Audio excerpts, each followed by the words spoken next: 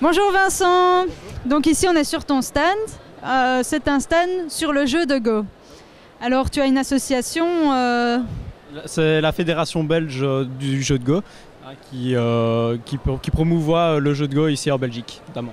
Depuis combien de temps cette association est en route? Ça fait quelques dizaines d'années maintenant. Ça a commencé notamment à Bruxelles et puis ça s'est élargi. Il y a pas mal de clubs dans les grandes villes de la Belgique. Et le jeu de Go, est-ce que c'est facile? Non, il y a quand même quelques difficultés, mais bon, avec beaucoup d'apprentissage, du temps, on y arrive et c'est surtout un jeu très très passionnant, un peu comme on dirait le jeu d'échecs, même si il y a quand même beaucoup de différences avec. Et ici donc tu inities les gens qui sont à la Japan Expo, est-ce qu'on peut jouer rapidement à une partie?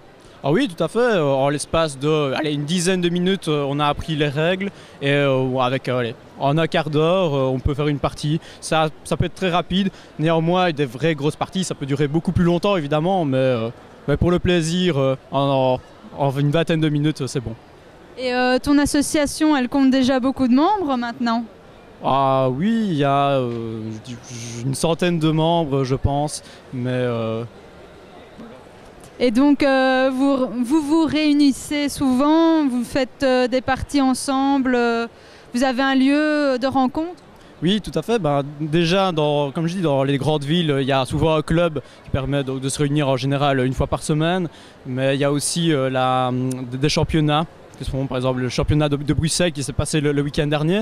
Il y a aussi le championnat de Belgique qui va se faire durant le mois de novembre. Et sinon il y a aussi beaucoup de championnats qui se font dans les autres pays, en France, en Allemagne, dont notamment aussi le GSC, donc le Congrès européen qui se passe en Europe, c'est la 3e mondiale. Ça prend beaucoup d'ampleur il me semble alors. Ah ben oui, mais en Asie, il y a des centaines de millions de joueurs.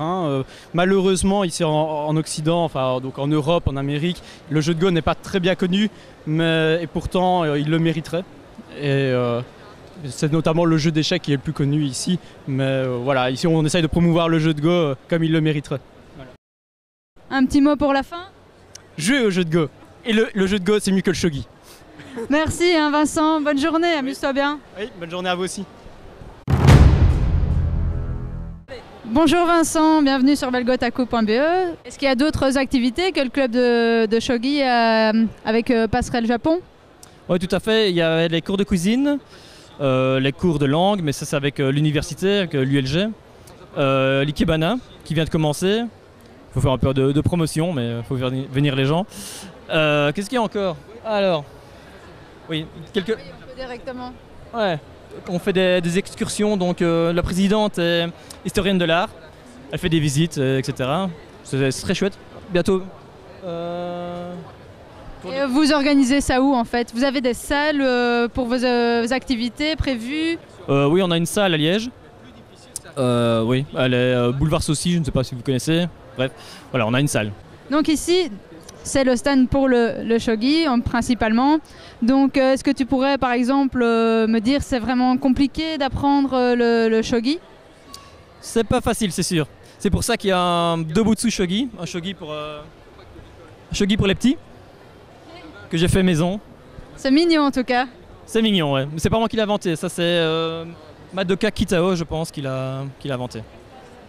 Et tu pourrais un peu me parler des règles du shogi? Ouais. M'en parler, mais de manière assez courte, pour qu'on ait un aperçu de ce jeu. Tout à fait. En gros, c'est comme un jeu d'échecs japonais, sauf que les pièces qu'on prend à l'adversaire, on peut les rejouer dans son camp.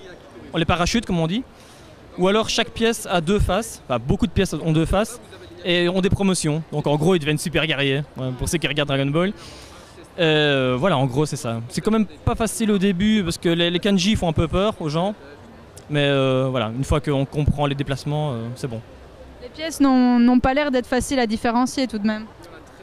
Non, parce que en fait, c'est unicolore, parce que justement, ce qu'on prend à l'adversaire, on peut les rejouer dans notre camp. Donc on les différencie par leur forme.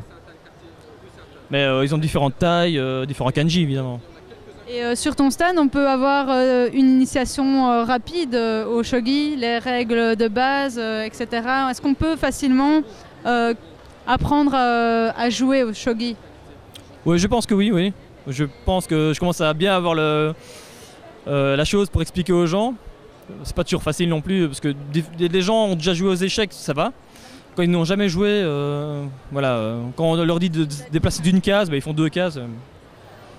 Et alors, notre collègue là-bas, Vincent, qui est sur le stand du jeu de Go, il dit que le jeu de Go est meilleur que le shogi. Qu'est-ce que tu réponds à ça? C'est différent. Meilleur, c'est pas facile. Mais Vincent, il a un beau prénom, je trouve. Mais le Go est très facile à apprendre, mais niveau des possibilités, c'est énorme. Il y a beaucoup plus de possibilités qu'au shogi, même si au shogi, c'est pas un jeu fermé, alors qu'aux échecs, c'est un jeu plutôt fermé. Et toi aussi, tu as l'air plus ouvert que l'autre Vincent, apparemment. Eh ben, je te remercie pour cette interview et je te souhaite de bien t'amuser aujourd'hui. Allez, au revoir.